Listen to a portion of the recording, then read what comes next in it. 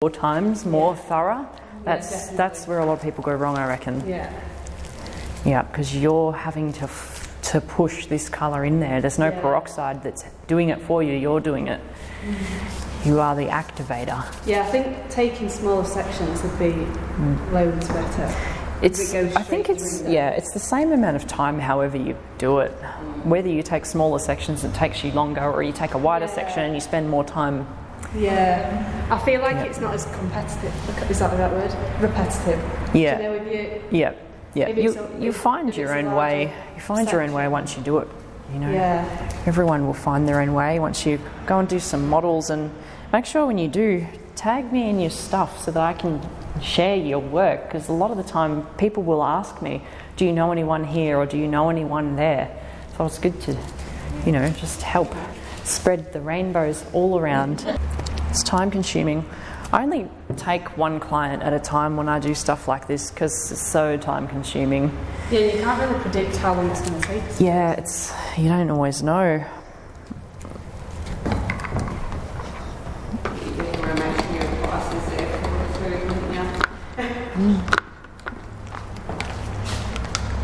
Yeah.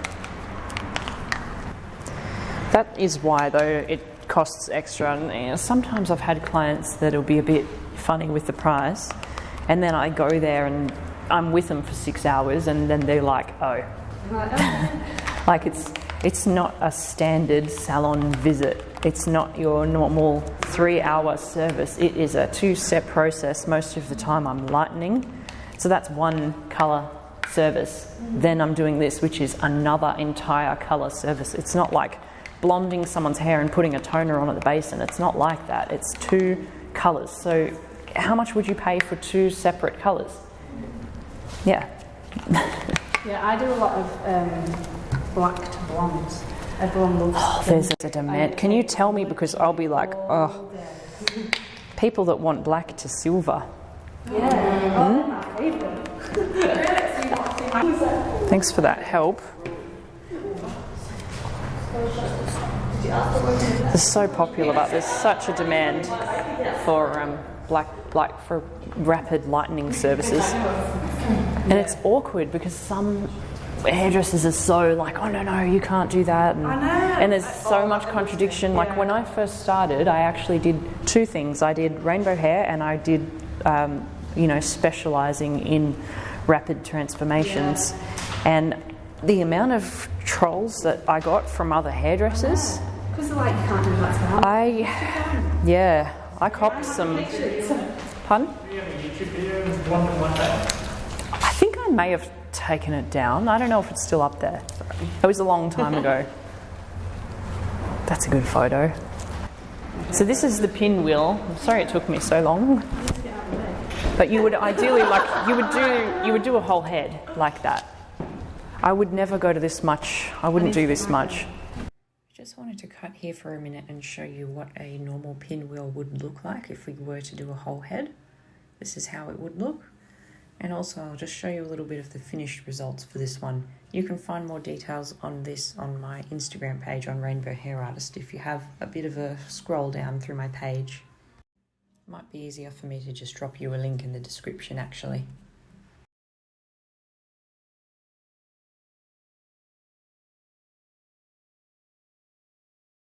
This is all about over direction. So this is a model of one that I've done before.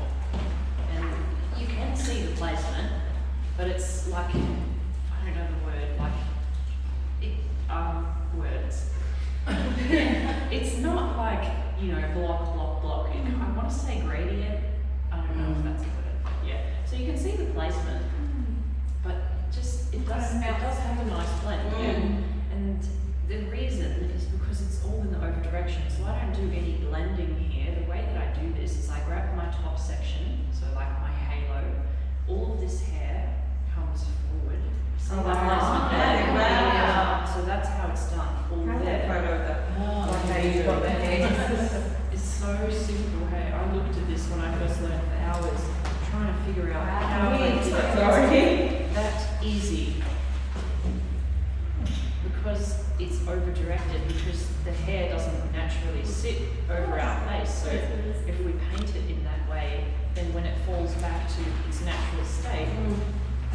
two sides are going to be the same. See, the head is round, so like. Yeah. Wow. That's fun. Unless they've got a fringe and they do wear it forward, then that might look a bit chunky. Yeah. But yeah, when it's all forward, you can really see that placement. That's all it is. Yeah. It's just. Would you do if you've got a fringe, would you do it at a different, You can pull it at a different angle. Yeah, pull it at a different angle. Like pull it to the side. As long as you're over directing it in some way that it would normally sit.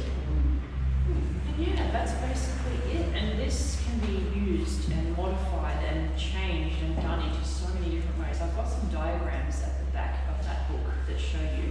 So it's easiest for me to teach you this. This is just simple halo prism. But if you want to take it and maybe just do a small section, like just do one little panel under here, like under someone's pipe, or just a flash, but still over direct it. Or I've been doing a lot lately that's been really popular. It's kind of like this, but I take my section in a horseshoe kind of section.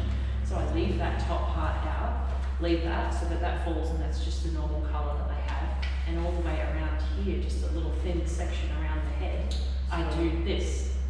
Yes, How do you do that? Bring it all. So that's that one here, obviously. The horseshoe one. Yeah. So this is the technique, Yeah. and then it's just different sectioning. That's all it is. It's just you take a different section, but it's the same technique. So I'm going to teach you that now, halo prism. And you can change it so much. Like it's going to look really loud and full on because she's scalp bleached, but if you do this on top of balayage, then you're not going to have those really bright roots, and it just fades a bit more. And when your client ties their hair up, they still just look brown. So it's a bit uncomfortable. You're going to do it straight over someone's hair, straight over their face. And this is taking really nice fine sections that you can see through. And it's up to you how thick, how much hair you want to take, how far back you want to take it, how like wide or not wide you want to take your sections. Like the smaller you do them, if you do them really small, it's going to start looking like that bleach hair. If anyone's seen bleach hair on the internet,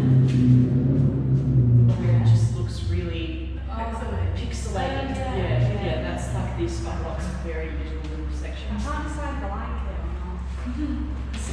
It's not my thing. I don't really like I bleach. feel like it looks pretty messy. It just looks like it just gives me a bit of a headache. Yeah. Oh, wow. Yeah. And you've got to have it like Bleach hair? a certain way. Starting is the hardest part with this. You can, if you wanted to, like paint on here first, then put this under here and go like that. I prefer not to. What I like to do is just wet it down a little bit with like just a really fine mister, so it's not saturated, but it's like wet enough to just stick down on here, just for my first section. And once you've got that foundation, the rest of it is going to just stick because you've already got the colour. You'll see. You'll see as I go. That section's a bit thick. Normally you wouldn't have this much hair in a hairline, but mannequin. Right. Choose what colour I'm going to start with because that's what they're going to see. Usually I'll start with a purple or a pink. What are you spraying? Sorry. This is just water. The hair to stick onto my mesh sheet so that it doesn't get all really fluffy because you'll see it gets really fluffy. So it's a bit messy. It is going to be messy. We'll start with purple.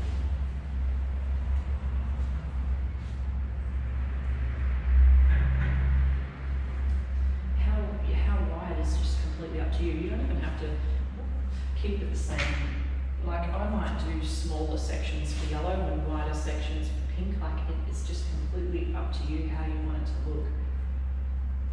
I might have a client that doesn't like green, so I might just not do green, or someone that doesn't like orange, so I just won't do orange. It's just so unique. So if they didn't like orange, would you use with red instead? Because you would use red? Not necessarily. Yellow, red. So if they didn't, sorry, I've got my back to you.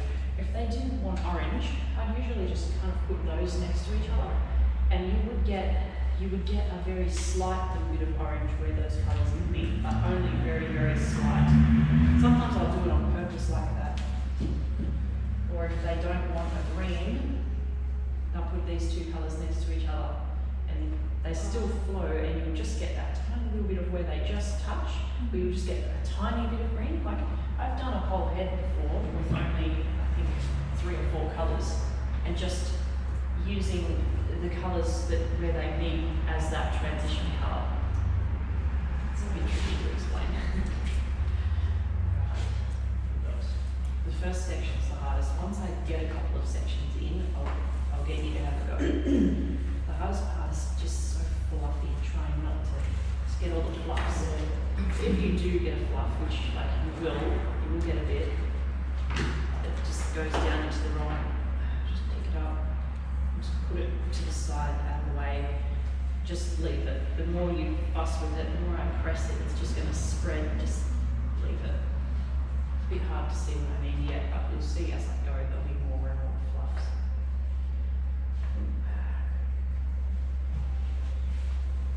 It's okay to overlap colours if you want to. If you want to overlap them just a little bit, that'll actually help with the blend. I do explain to clients whenever they want something like this, because you'll notice on my page, I curl pretty much everything. Because like, curls just look so awesome for the internet. But it's good to show them how different this looks when it's straight, so that they've got a realistic expectation. So, when this is on Instagram, it's not always a realistic idea of how it's going to look every day. Like, I'm a professional, I've styled this, and look how different that colour looks like. It makes it look like the placement even looks different. Yeah, 2 different styles. Yeah, there's a diagram in the back of that book where there's a pastel one, and I've got them side by side, and it's the same exact colour. One is curled, one is straight. It's really long hair. It's like unicorn kind of colours.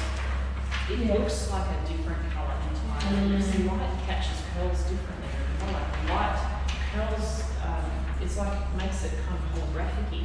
Yeah. So that's good to just really have a thorough consultation with your client to avoid that disappointment.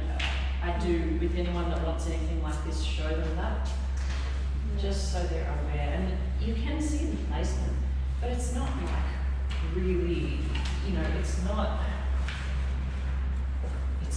that bad, like as that, because it's over-directed. Yeah, we can see it, but it's usually not too bad.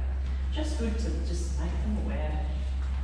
And I think the more that I explain things to them, the more I tell them, the more they just kind of trust you. Yeah, it's good to include them. They're always like included in the whole thing. It's never just, I know what I'm doing half the time. I know what I'm doing. Yeah.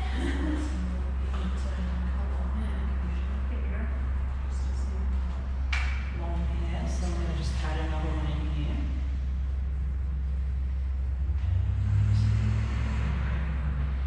Do you find that easier than using foil?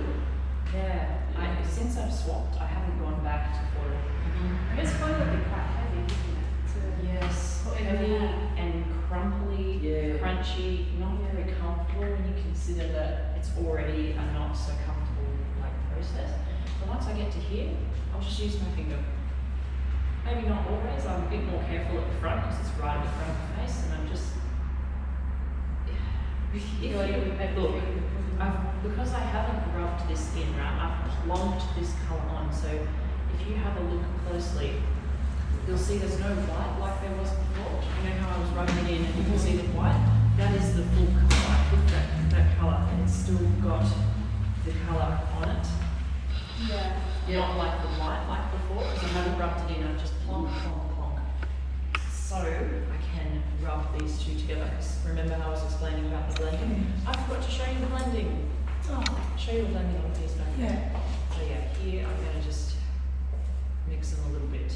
But I can because of the way that that's been applied, because I haven't rubbed it in and it's not white. I hope that makes sense.